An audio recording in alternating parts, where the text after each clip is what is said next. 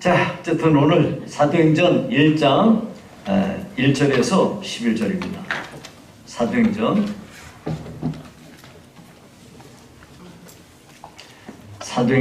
1장 1절입니다. 제가 봉독해 드리겠습니다. 데오빌로여, 내가 먼저 쓴 글에는 무릇 예수께서 행하시며 가르치시기를 시작하신부터 그가 택하신 사도들에게 성령으로 명하시고 승천하신 날까지의 일을 기록하였노라. 그가 고난받으신 후에 또한 그들에게 확실한 많은 증거로 친히 살아계심을 나타내사 40일 동안 그들에게 보이시며 하나님 나라의 일을 말씀하시니라. 사도와 함께 모이사 그들에게 분부하여 이르시되 예루살렘을 떠나지 말고 내게서 들은 바 아버지께서 약속하신 것을 기다리라. 요한은 물로 세례를 베풀었으나 너희는 몇 날이 못되어 성령으로 세례를 받으리라 하셨느니라. 그들이 모였을 때에 예수께 여쭈어 이르시되 주께서 이스라엘 나라를 회복하심이 이때니까 하니 이르시되 때와 시기는 아버지께서 자기의 권한에 두셨으니 너희가 알 바 아니요 오직 성령이 너희에게 임하시면 너희가 권능을 받고 예루살렘과 온 유대와 사마리아와 땅 끝까지 이르러 내 증인이 되리라 하시니라. 이 말씀을 마치시고 그들이 보는데 올려져 가시니 구름이 그를 가리어 보이지 않게 하더라. 올라가실 때에 제자들이 자세히 하늘을 쳐다보고 있는데 흰옷 입은 두 사람이 그들 곁에 서서 이르되 갈릴리 사람들아 어찌하여 서서 하늘을 쳐다보느냐. 너희 가운데서 하늘로 올려지신 이 예수는 하늘로 가심을 본 그대로 오시리라 하였느니라. 아멘. 네, 오늘은 살아계신 증거라는 제목으로 말씀을 상고하겠습니다. 자, 오늘 우리가 봉독한 말씀을 한번 펼쳐주시겠습니까? 1장 1절 거기에 여러분 여기 보니까 1절에 이랬어요. 데오빌로여, 내가 먼저 쓴 글에는 이게 무슨 이야기냐? 여러분 그 앞에 누가복음 1장 1절에 보면 거기에 데오빌로라는 사람이 나와요. 그러니까 학자들은요, 학자들 중에 어떤 사람들은 사도행전이라고 나오죠. 근데 그 누가복음은 누가라는 사람이 기록을 했고요. 사도행전도 누가가 기록을 했어요. 그래서 누가복음이라고 하고 사도행전을 누가행전이라고 말하는 사람도 있어요. 그러니까 누가복음에서 데오빌로라는 사람에게 예수님에 대하여 이러이러한 것을 가르치기 위해서 그것을 쭉 썼는데 그에 이어서 이제 여기는 내가 먼저 쓴 글, 즉 누가복음에는 예수님께서 행하시며 가르치시기를 시작한 데부터 2절에 그가 택하신 사도들에게 성령으로 명하시고 승천하신 날까지 그때까지의 일을 쭉 기록했는데 이제부터는 이제 예수님이 고난받으시고 부활하신 다음에 자기가 살아계신 확실한 증거를 보여주시고 그 제자들이 행한 일에 대하여 내가 당신에게 기록하겠습니다 하는 내용이 이렇게 써 있는 거예요. 자, 이거 보니까 아하, 이제 우리가 오늘 그런 이야기들을 하는데요. 오늘 우리는 이 말씀을 통해서 예수님이 살아계신 증거, 그것을 우리가 살펴보도록 하겠어요. 예수님이 살아계시대요. 자, 예수님이 부활하셨다고 했는데요. 예수님이 부활하셔서 지금 살아계시다는 증거가 뭔가요? 맨 처음 우리가 확실하게 알 수 있는 증거는요, 예수님의 무덤이 비어 있다는 거예요. 예수님의 무덤은 비어 있어요. 여러분, 예수님이 빌라도 법정에서 사형 언도를 받고 채찍에 맞으시고 예수님이 온몸이 만신창이가 됐어요. 그리고 로마 군병들은 예수님에게 가시로 그 면류관 만들어가지고 그 가시로 예수님 머리에 씌우고 예수님 손에 들려져 있던 갈대를 빼앗아서 이 머리를 후들겨 갈기고 예수님이 이제 십자가에서 달리실 그 자기가 달릴 이 형틀을 자기가 메고 골고다 언덕까지 올라가십니다. 제가 예전에 이스라엘에 갔었는데 지금도 정말 가슴이 아파요. 내가 왜 그런 짓을 했는지. 난 정말 시키니까 그냥 별 생각 없이 했는데 지금 생각해 보니까 너무 화가 날 정도로 내가 잘못했어요. 그게 뭐냐면 우리 일행들이 이렇게 갔는데 그 일행이 어떤 사람이 날들어 아이 목사님이 이 십자가 좀 지세요 그러는 거예요. 여러분이 아시겠죠? 십자가가 예수님이 진 십자가겠어요? 그냥 모양새만 만들어 놓은 그냥 흉내만 낸 십자가겠어요? 흉내만 낸 십자가잖아요. 그래서 그 흉내만 낸 십자가 나한테 이렇게 매줘서 그거 메고 그 예수님이 올라가신 그 길을 쭉 올라갔어요. 나 그게 너무너무 화가 나는 거예요. 지금 생각해 보니까 내가 왜 그런 짓을 했는지. 예수님이 그런 십자가 졌겠어요? 예수님이 그런 십자가 안 졌어요. 예. 어깨에 걸치기도 힘든 그런 거를 메고 그 윗길을 쭉 걸어가면 상당히 많이 올라가야 되는 길이에요. 예. 다시 제가 이스라엘에 갈 기회가 있으면 거기 한 걸음 한 걸음 제가 주님의 그 가셨던 그 길을 묵상하면서 가고 싶어요. 그 예수님이 그렇게 올라가셔서 십자가에 달리셔가지고 다 이루었다 하시고 운명하셨어요. 예.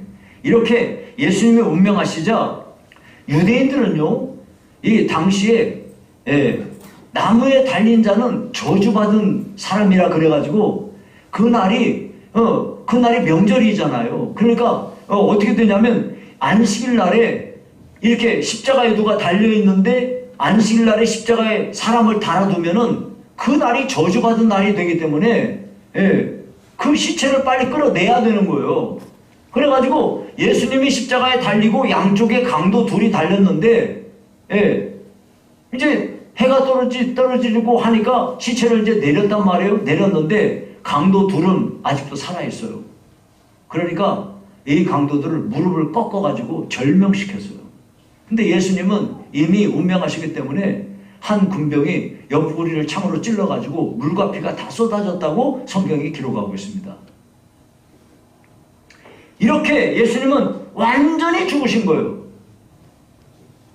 그러자 예수님의 시신이 십자가에서 내려온 것을 알게 된 공회 의원이면서 부자인 아리마대 사람 요셉이라는 요셉이 빌라도 총독에게 찾아가서 예수님의 시신을 내가 가져가겠다 요청했어요. 그래가지고 빌라도가 허락을 했습니다.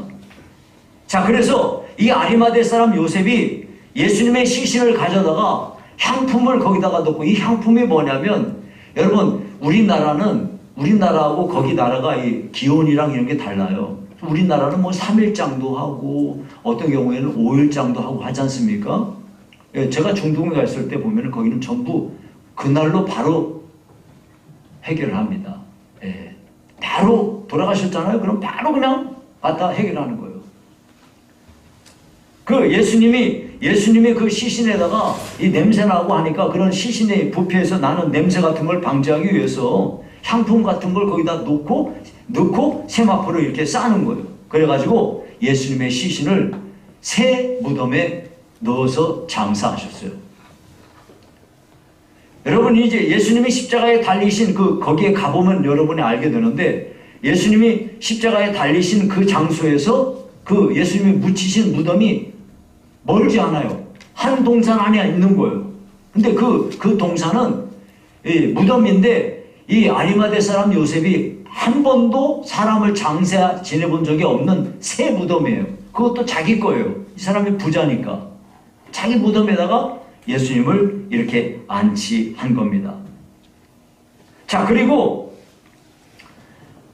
이 유대인들이 빌라도 총독에게 요구한 것처럼 혹시 제자들이 와서 시체 가져갈지 도둑질해 갈지 모르니까 거기를 좀 잘 좀 지켜달라고 그래가지고 군인들을 여러 세워가지고 철통같이 이 예수님의 무덤을 지키고요. 그 시신을 넣고 커다란 돌로 그 구멍을 딱 막았습니다. 자, 이렇게 했는데 안식 후 첫날 다시 말하면 예수님이 금요일날 십자가에 달려서 운명하지 않았습니까? 오후 3시에 3시경에 운명하셨단 말이에요. 그 유대인들대로 그 날 돌아가셨죠? 그 다음 날이 안식일이죠? 그럼 이틀이 됐죠? 그 다음 날이 안식 후 첫날이에요.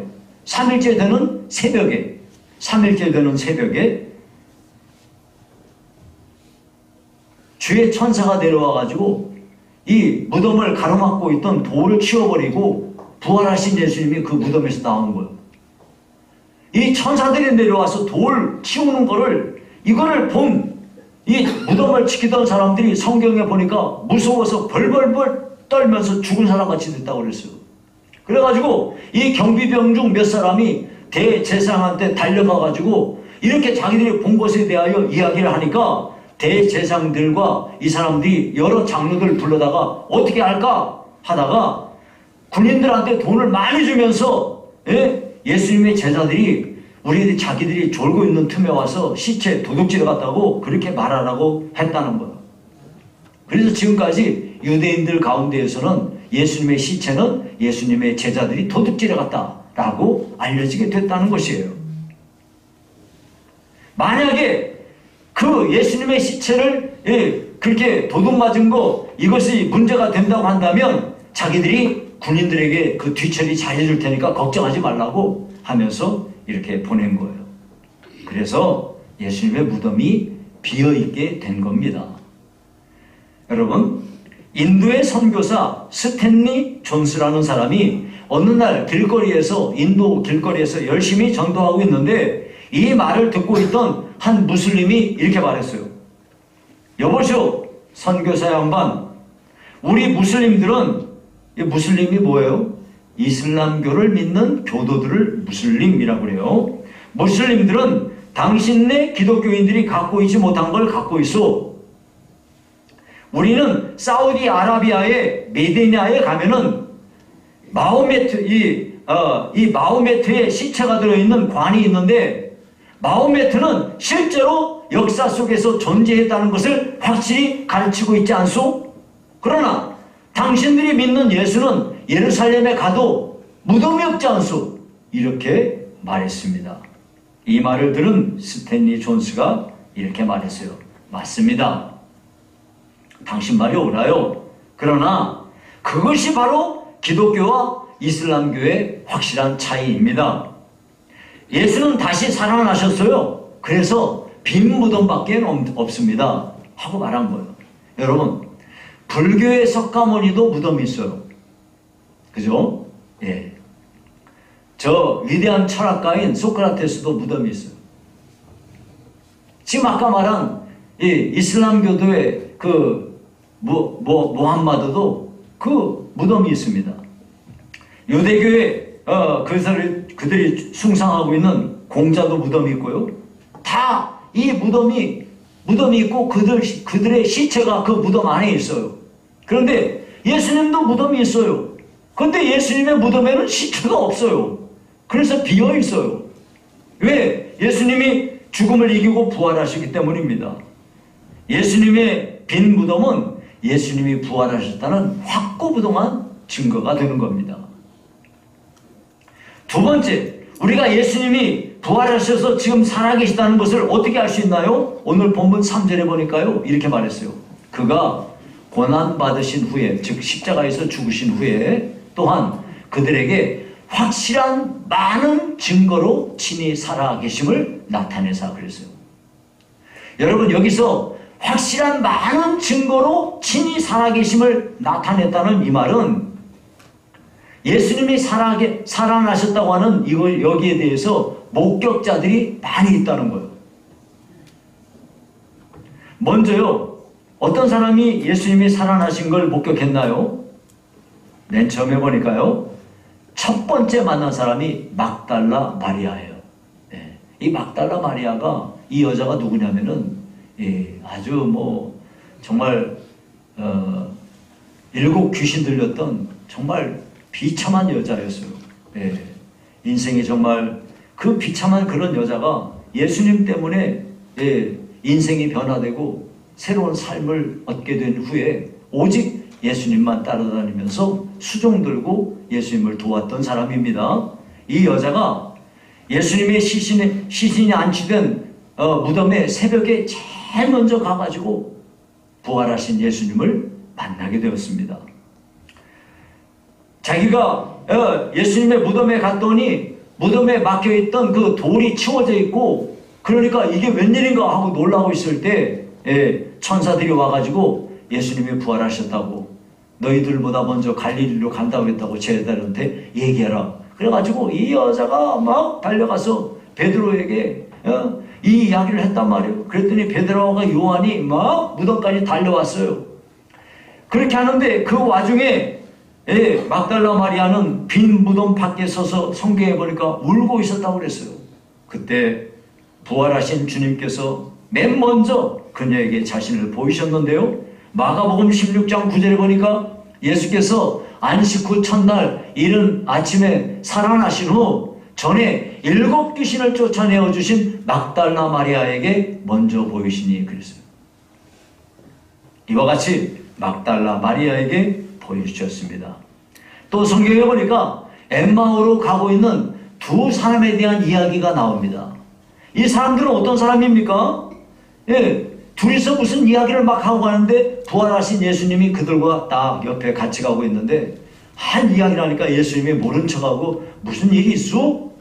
그랬더니 아니 당신은 여기서 살면서 당신만 모릅니까?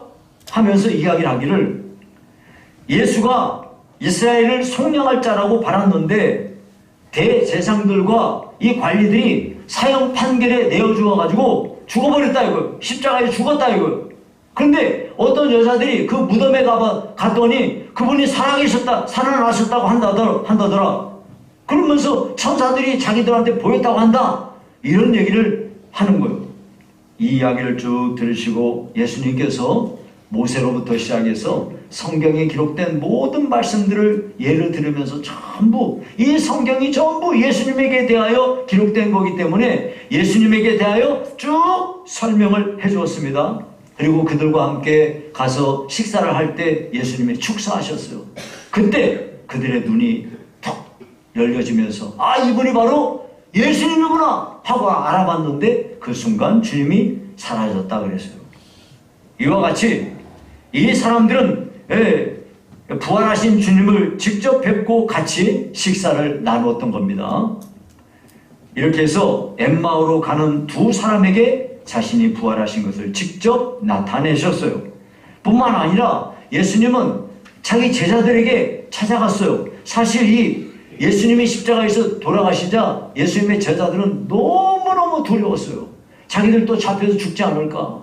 그래가지고 자기들 제자들끼리 모여가지고 한 곳에 모여가지고 문을 척척 걸어 잠그고 이러고 있는데 예수님이 그 집에 들어가셨습니다.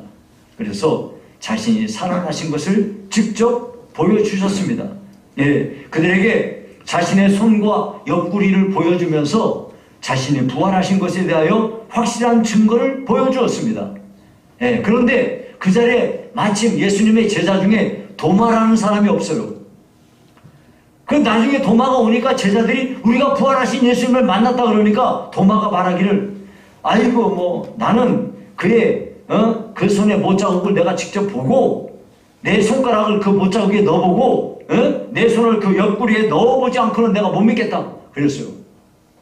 그러고 난 뒤에 여드레가 지나고 나서 예수님이 다시 제자들이 모여있는 곳에 가셨습니다. 그래가지고 예수님이 도마하고 이런 대화를 나누셨어요. 요한복음 20장 27절에서 29절에 보니까 이렇게 말했어요. 도마에게 이르시되 내 손가락을 이리 내밀어 내 손을 보고 내 손을 내밀어 내 옆구리에 넣어보라.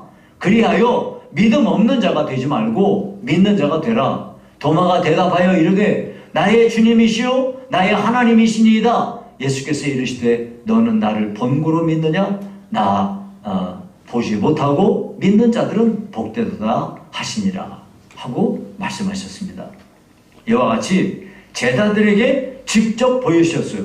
자, 그러면 제자들에게 예수님의 부활하신 모습을 보였으면은 뭔가 좀 달라져야 되는데 사실요 제자들 입장에서는 옛날에 고기잡이 하고 있을 때 예수님에게 부름을 받았어요. 그래가지고 지난 3년간 정말 눈썹이 휘날리게 분주하게 살았어요. 어딜 가든지 깃발 날릴 거 아니에요? 구름같이 많은 사람들이 그 예수님 따라오고 거기서 한번 어깨 하면서 예수님 제자 막 하면서 3년간을 그렇게 보냈는데 갑자기 예수님이 돌아가시고 나니까 아무것도 할 일이 없고 공허해지고 모든 게 다 끝나버린 거 아니에요?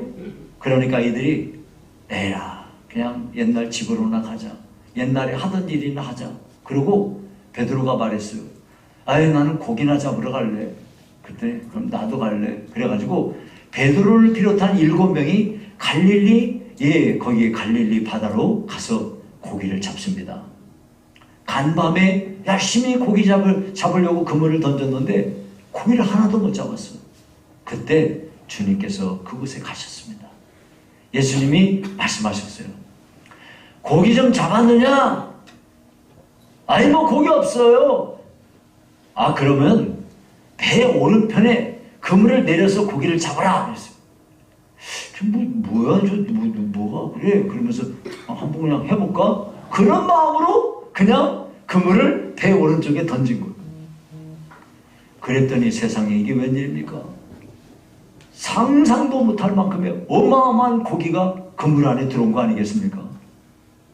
그 순간 이 요한이 머리가 번쩍하면서 주님이시다! 그런 거예요. 그러니까 베드로가 또 얼마나 열심히 했습니까? 바로 그냥 물속으로 뛰어들었어요. 예수님에게 가려고 수영해서 갔겠죠. 그런데 고기를 잡은 그물이 얼마나 이놈에게 무거운지 배로 올릴 수가 없어. 잘못하면 배가 뒤집어지게 생겼어. 왜냐하면 배가 조그마니까. 근데 성경에 보니까 육지하고 배가 한 100m 정도밖에 떨어지지 않은 거리야. 그래서 이 그물을 그물채 물속에 두고 이걸 끌어가지고 육지까지 와서 그물을 펼쳤더니 큰 고기가 어느 정도 컸는지 모르겠어요. 저주가 큰 고기가 153마리가 있다요. 그래서 그 잡아온 고기 중에 그걸 구워가지고 예수님이 제자들과 함께 식사를 하셨어요. 그런 중에 예수님이 베드로에게 물었어요. 요한의 아들 시몬아, 내가 이 사람들보다 나를 더 사랑하느냐? 하고 물으시면서 그에게 사명을 부어 넣어 주셨어요. 이것이 계기가 되어서 이제부터 이렇게 예수님이 그들에게 분명히 부활하셔서 살아계신 증거를 보게 된 것입니다.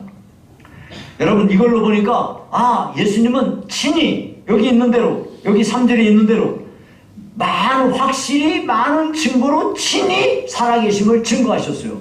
고린도 전서에 보니까 예수님의 부활하신 것을 500여 형제가 단번에 봤다고 그랬어요. 그러니까 예수님의 부활하신 거는요, 이거는 너무너무 명백한 사실이라는 것을 성경은 기록하고 있어요. 여러분 우리가 성경을 하나님의 말씀으로 믿을진데 이 성경에 기록하신 것은 가장 핵심적인 것이 예수님이 부활하셨다는 사실이에요. 예수님이 부활하셨다는 거. 이걸 우리가 우리 신앙으로 고백하는 거예요. 장사한 지 3일 만에 죽은 자 가운데서 다시 살아나시고, 여러분 장사한 지 사흘 만에 죽은 자 가운데서, 왜 이런 말을 할까요? 예수님이 혼자 십자가에 달린 게 아니고, 원래는 예수님이 혼자 달려야 되는데 예수님의 그 죽으심을 그냥 비하시키기 위해서 강도 2사람 옆에다가 같이 처형을 시킨 거예요. 근데 죽은 자들 가운데서 예수님만 딱 이렇게 부활하셨다 이거예요. 그래서 여러분이 우리는 예수님이 부활하셨다는 사실을 우리가 믿음으로 완전하게 이것을 고백할 수 있어야 됩니다. 예수님이 부활하셨다는 이 사실을 믿지 못하면 우리는 신앙이 근본적으로 뿌리채 흔들리는 거고, 그 사람은 신앙도 아니에요. 아무것도 아닌 거예요. 예수님이 하나님의 아들로서 세상에 오셨다는 것, 이것이 우리에게 중요합니다. 아멘. 그것보다도 더욱 중요한 게 있는데 예수님이 부활하셨다는 거예요. 아멘.